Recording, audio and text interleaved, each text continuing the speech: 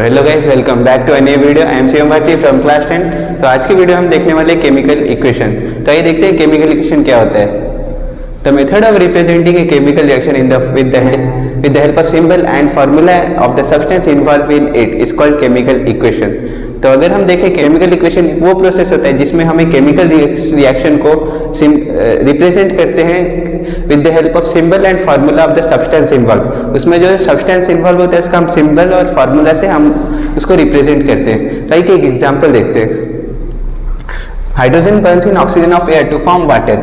जब hydrogen oxygen के साथ बर्न करता है तो वाटर रिलीज करता है। तो इसको हम ऐसे लिख सकते हैं, यहाँ पे हाइड्रोजन हमारा ऑक्सीजन के साथ बर्न करेगा, ये दोनों रिएक्टेंट है और ये हो गया हमारा प्रोडक्ट। हाइड्रोजन ऑक्सीजन के साथ जब बर्न करता है तो वाटर निकलता है। तो ये देखते हैं और एक एग्जांपल।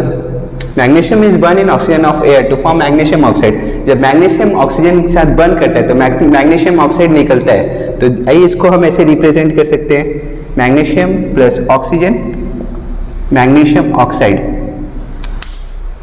अब देखते हैं टाइप्स ऑफ केमिकल इक्वेशन। तो केमिकल इक्वेशन दो टाइप्स के होते हैं, बैलेंस्ड केमिकल इक्वेशन और एक अनबैलेंस्ड केमिकल इक्वेशन। तो देखते हैं बैलेंस्ड केमिकल इक्वेशन क्या होता है।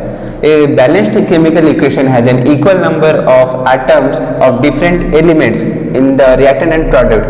मतलब जो केमिकल इक्वेशन जो बैलेंस्ड होता है उसके पास इक्वल नंबर ऑफ एलिमेंट्स होते हैं एटम के, रिएक्टेंट में भी और प्रोडक्ट में भी। मतलब हमारे पास जितने हमारे पास रिएक्टेंट में एटम होंगे उतने हमारे पास प्रोडक्ट में भी होंगे। तो आइए एक एग्जांपल देखते हैं। When zinc reacts with sulphuric acid to form zinc sulphate and hydrogen gas.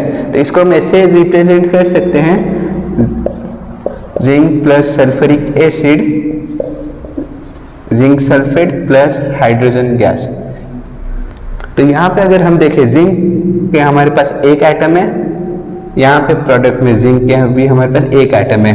Hydrogen के यहाँ पे हमारे पास दो एटम है, यहाँ पे भी हाइड्रोजन के दो एटम है।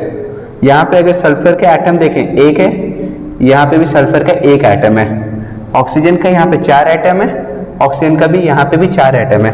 तो यहाँ पे अगर हम देख सकते हैं एटम, डिफरेंट एलिमेंट्स के एटम सेम नंबर ऑफ है प्रोडक्ट, रिएक्टेंट में भी और प्रोडक्ट में भी। तो हम इसे बैलेंस्ड केमिकल इक्वेशन बोल सकते हैं। देखने वाले अनबैलेंस्ड केमिकल इक्वेशन। तो unbalanced chemical equation has an unequal number of atom of one और more element in the reactant and product. मतलब यहाँ पे रिएक्टेंट में कुछ एटम्स के अलग, एलिमेंट्स के अलग नंबर ऑफ एटम होते हैं, प्रोडक्ट में अलग होते हैं। अगर एक एग्जांपल देखें, when hydrogen gas react with nitrogen gas to form ammonia. जब हाइड्रोजन नाइट्रोजन गैस के साथ रिएक्ट करते हैं, अमोनिया गैस रिलीज करता है। तो यहाँ पे हाइड्रोजन के पास हमारे पास दो एटम है, यहाँ पे हाइड्रोजन के तीन एटम है। नाइट्रोजन के दो एटम है, नाइट्रोजन के यहाँ पे एक एटम है। यहाँ पे हमारे पास हाइड्रोजन दो है लेकिन यहाँ पे हाइड्रोजन तीन है। यहाँ पे नाइट्रोजन दो है, यहाँ पे प्रोडक्ट में नाइट्रोजन एक है। तो हम इसको बैलेंस कर सकते हैं। यहाँ पे 2 मल्टीप्लाई करेंगे तो यहाँ पे नाइट्रोजन हो जाएगा 2, हाइड्रोजन हो जाएगा 6। तो अब हमारे पास यहाँ पे हाइड्रोजन अनबैलेंस्ड हो गया। तो यहाँ पे अगर हम 3 मल्टीप्लाई करते हैं तो यहाँ पे हाइड्रोजन भी 6 हो जाएगा। तो अभी बैलेंस्ड हो गया।